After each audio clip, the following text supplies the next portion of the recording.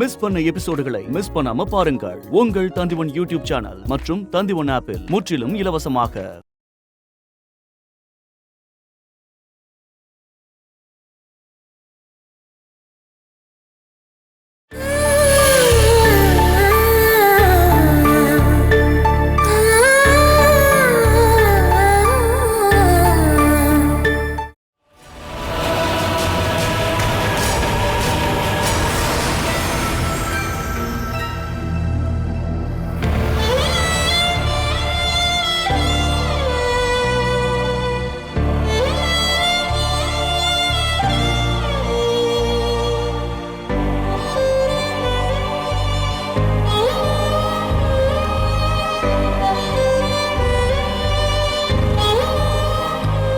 உன்னை பார்க்காம போனதான் நான் நினைச்சேன்.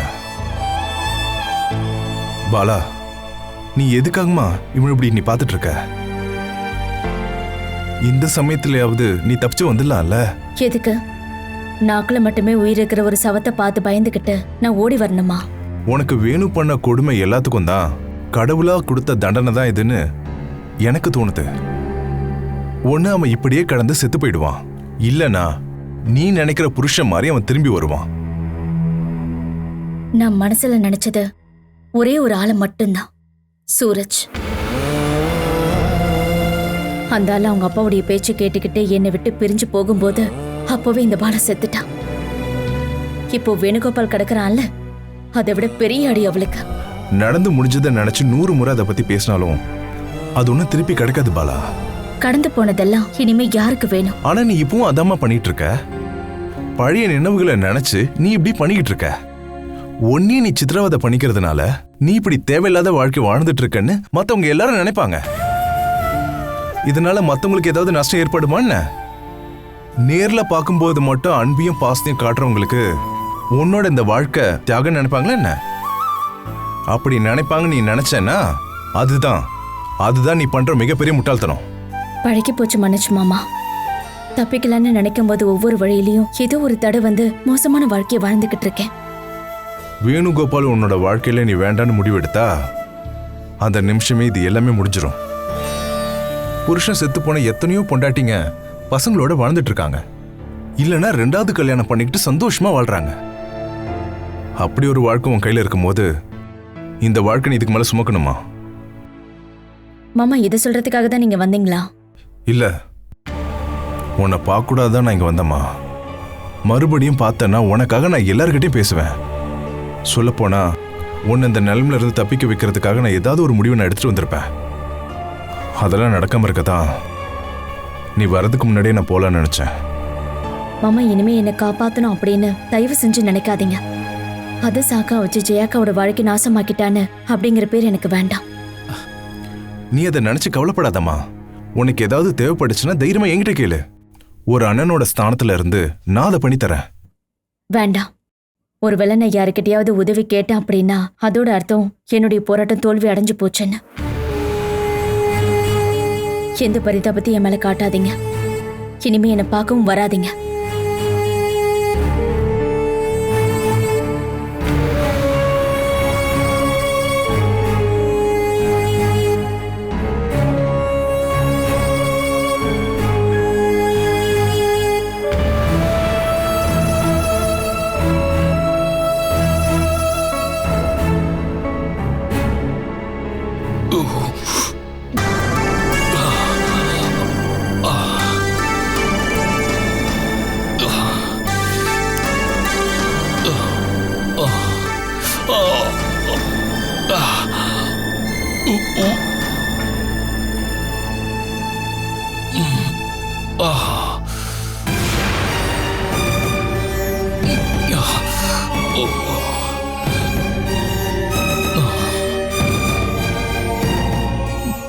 ரொம்ப கஷ்டப்படாதீங்க.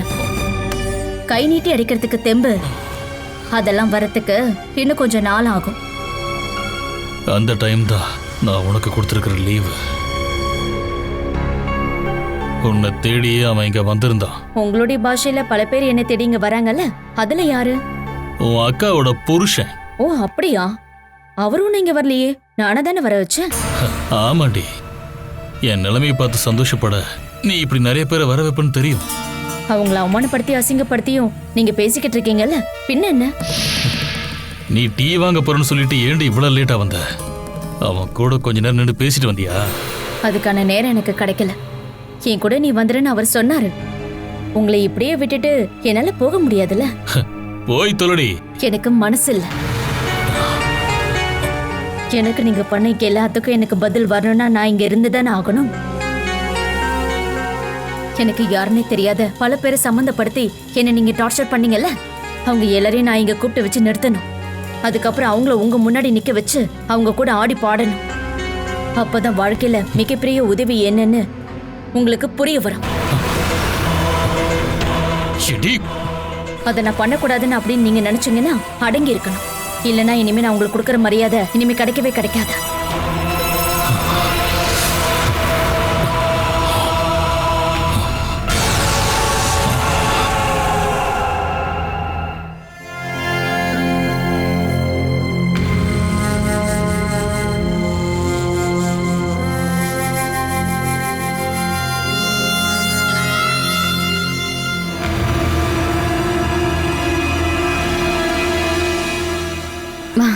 வேணும்னா எந்திரிக்காத, உட்கார்.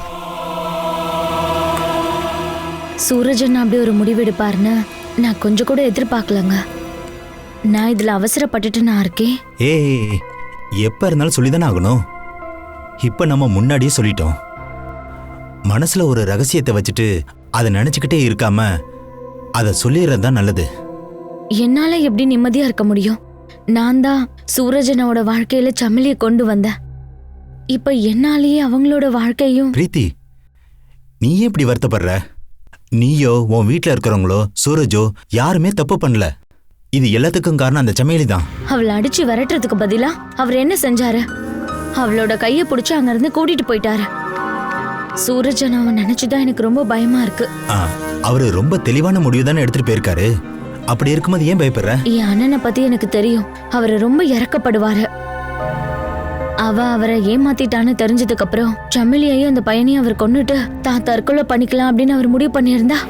பிரீத்தி, அப்பா மேல இருக்க கோவத்தால சூரஜனை கண்டிப்பா அதையும் செய்வாரு.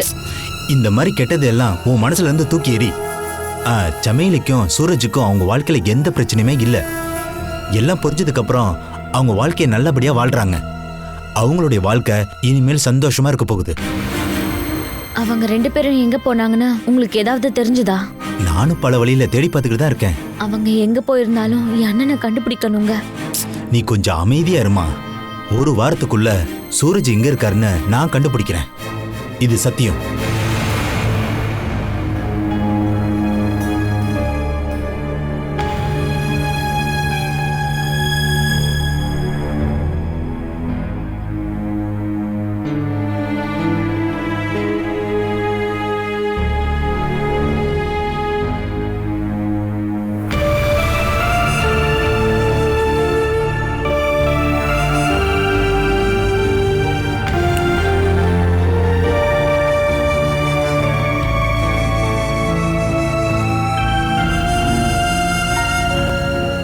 என்னப்பா, தூங்கலையா?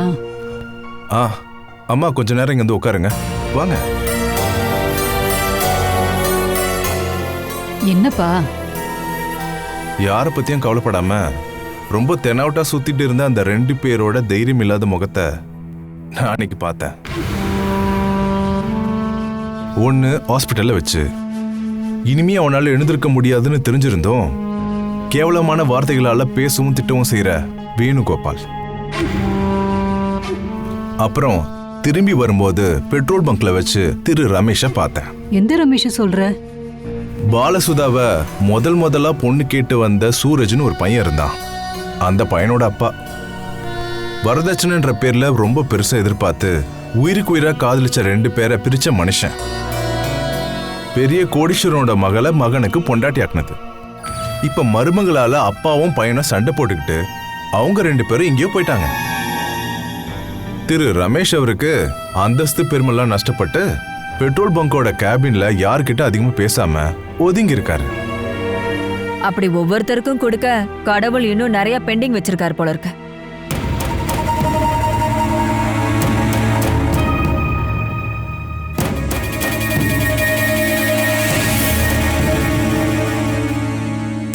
நான் ஃபர்ஸ்ட் டைம் இவ்ளோ அதிகாரத்தோட என் புருஷன் முன்னாடி உட்கார்ந்துட்டு இருக்கேன். நான் ஒரு விஷயம் கேட்கிறேன், உங்க மனசுல அப்படி என்னதான் இருக்கு? இன்னைக்கு காலையில எனக்கு தெரியக்கூடாது அப்படின்னு வேணுவை பார்க்க போக மாட்டேன்னு சொன்னது, ஆனா ஹாஸ்பிட்டலுக்கு போயிருக்கீங்கல்ல? ஓ, அப்படின்னா செய்தி இங்க வந்துருச்சா? எல்லாமே எனக்கு தெரியும். நீங்க ஒவ்வொரு விஷயம் பண்ணும்போது என்னையே ஒதுக்கி வைக்கிறீங்க. ஹாஸ்பிட்டலுக்கு போனீங்களே, பாலாவை பாத்தீங்களா? பார்த்தேன், பேசினேன். நீங்க ஹாஸ்பிட்டலுக்கு போன விஷயம் எனக்கு தெரிஞ்சதுனால உங்களுக்கு என்ன பிரச்சனை?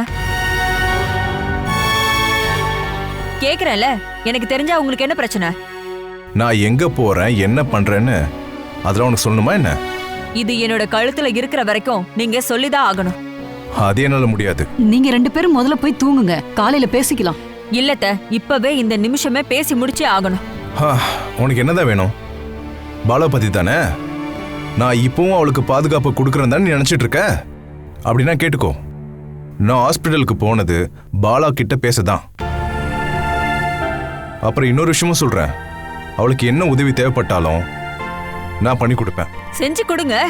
அப்படி மட்டும் செஞ்சீங்க, என்னையும் பாப்பாவையும் நீங்க உயிரோடவே பார்க்கவே முடியாது.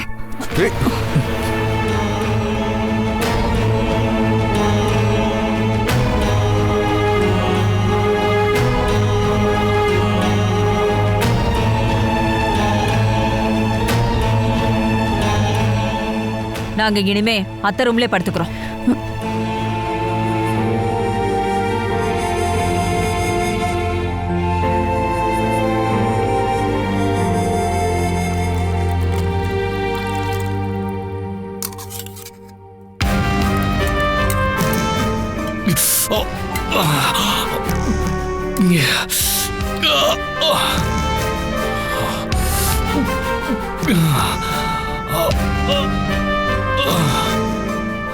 இப்போ என்னை எதிர்பார்க்க ஆரம்பிச்சிட்டீங்க.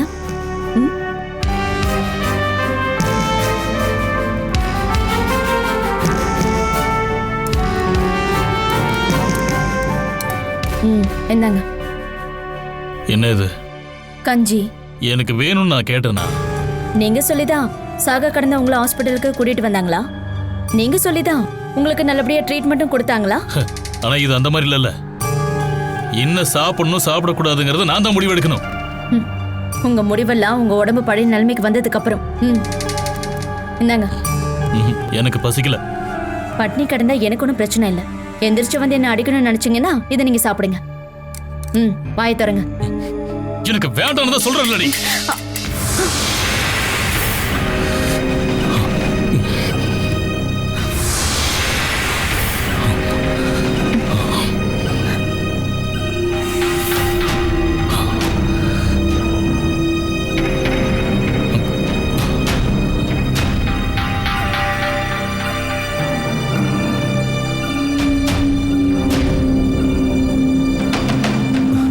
வேணும்ன வேலையை கொடுக்க ஆரம்பிச்சிட்டார்ல.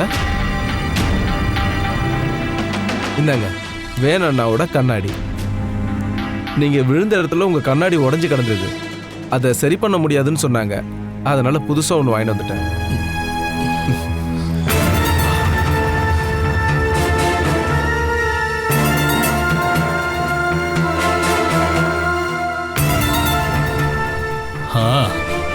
இனிமே இதை போட்டுக்கிட்டு புது காட்சிகளை தான் நான் பார்க்கணும். ஹாஸ்பிட்டல்ல இருந்து வேணும்ன வெளியில வந்த பிறகு இதுக்கான காசை அவர் கொடுப்பாருன்னு சொல்லிட்டு வந்தேன். ஓஹோ.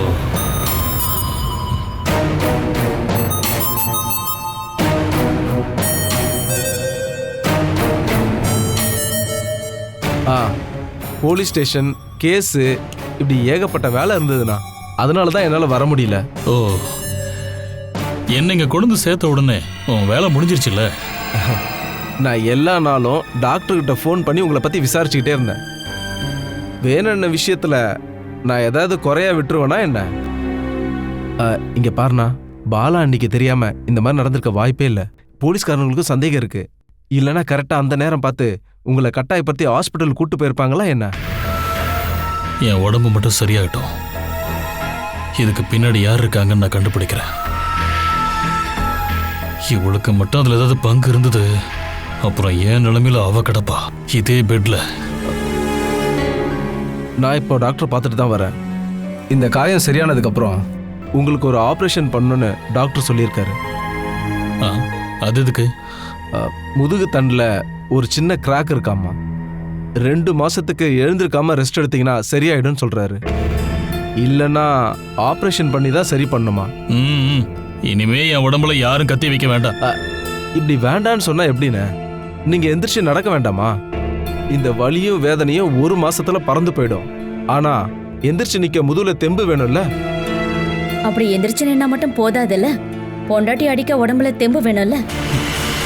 உன்னோட அகங்காரத்தை அழிக்க எனக்கு இந்த கையோட பலமே போதுண்டே. முதுகெலும்பு இல்லாம எந்திரிக்க முடியாத ஆம்பளைக்கு பலம் என்ன வேண்டி கிடக்கு? கவலைப்படாதீங்கண்ணா. நல்ல ட்ரீட்மெண்ட்காக வேணண்ணாவை நான் எங்க வேணாலும் கூட்டிட்டு போவேன். எத்தனை லட்சம் செலவானாலும் சரி, வேணண்ணாவை எந்திரிச்சு நடக்க வைக்கணும். அதான் என்னுடைய ஆம்பிஷன். நான் கண்டிப்பா எந்திரிச்சு நடப்பேன். எந்த ஆப்ரேஷனும் இல்லாம நான் எந்திரிச்சு நிப்பேன். நான் இனிமே கட்டில் இருந்து எந்திரிக்க மாட்டேன்னு நீ தேவையில்லாம கனவு கண்டுட்டு இருக்காத. என் கூட நிக்கிறதுக்கு நீ ஒருத்தன் போதும்டா. நான் எந்திரிச்சு நடப்பேன்டா. நெகட்டிவா எதையுமே யோசிக்காதீங்கண்ணா. நீங்க தைரியமா ரெஸ்ட் எடுங்க. நான் போயிட்டு நாளைக்கு வரேன். நீ போனா எப்படிடா? இங்க மருந்து மாத்திரை எல்லாம் வாங்கணும்ல. நம்ம எல்லாரும் இங்கே இருந்தா எப்படி? நிறைய வேலை இருக்குல்லண்ணா. உனக்கு என்ன தேவைப்பட்டாலும் கால் பண்ணு, நான் உடனே வந்துடுறேன். டேய், அட போயிட்டு வந்துடுறேனே.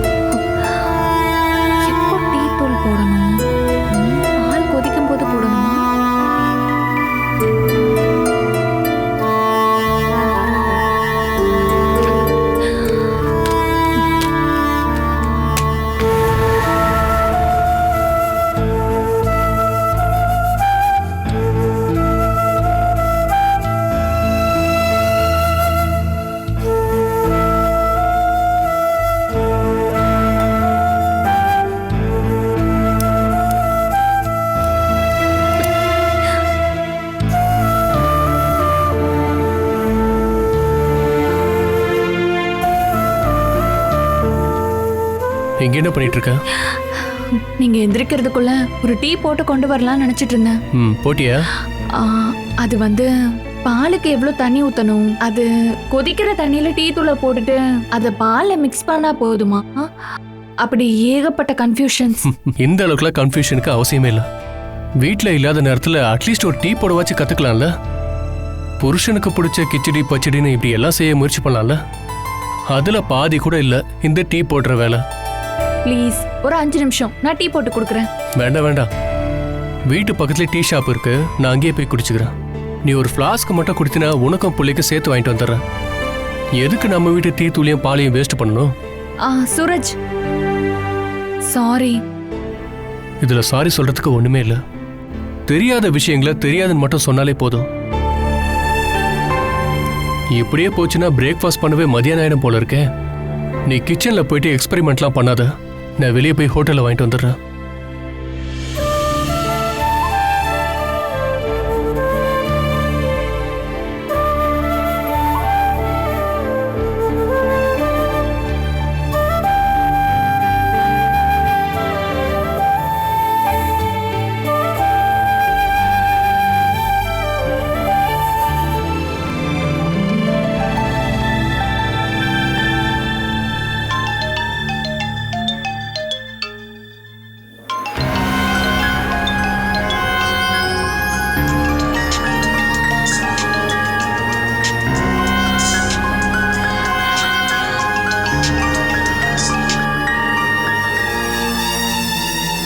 என்னாச்சு சூரஜ்?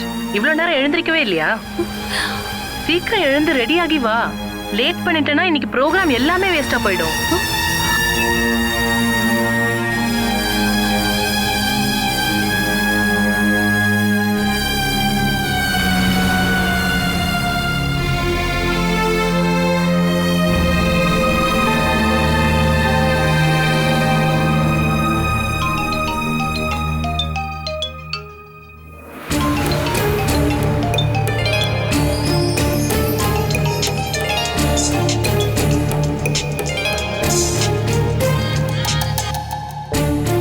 ஹலோ சூரஜ், அவர் வெளியே போயிருக்காரு. ஓ சாரி. It's okay.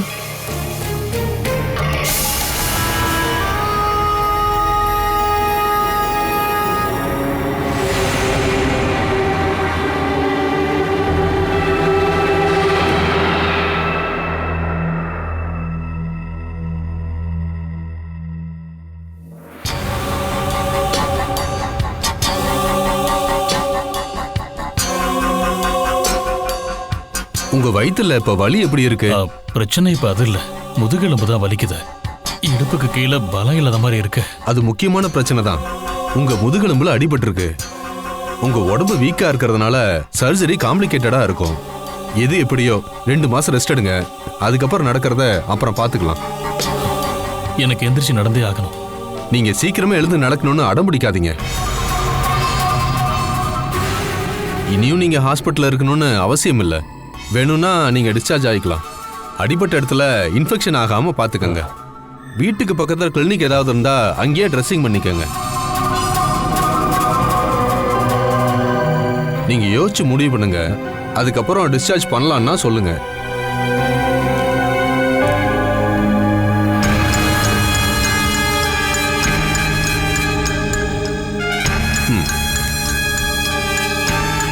கொஞ்சம் மருந்து மாத்திரைலாம் வாங்கணும்.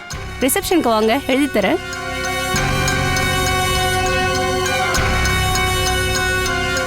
வேணுவ இந்த நிலைமையில வீட்டுக்கு கூட்டிட்டு போனா யார் பாத்துக்குவாங்க? நான் பாக்குறேன் மாமா. நீயா? அதெல்லாம் உன்னால முடியாதும்மா. முடியும் மாமா. மாமா நீங்க போய் டாக்டர் கிட்ட சொல்லுங்க, இவரை டிஸ்சார்ஜ் பண்ண சொல்லுங்க. எப்படிமா போறது? பில்லுலாம் யார் செட்டில் பண்ணுவா?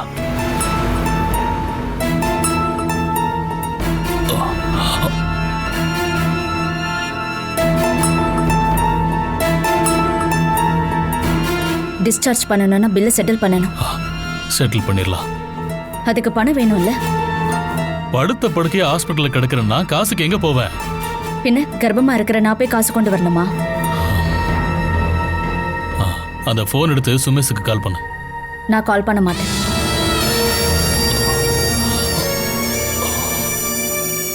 சரி, நானே கூப்பிடுறேன்.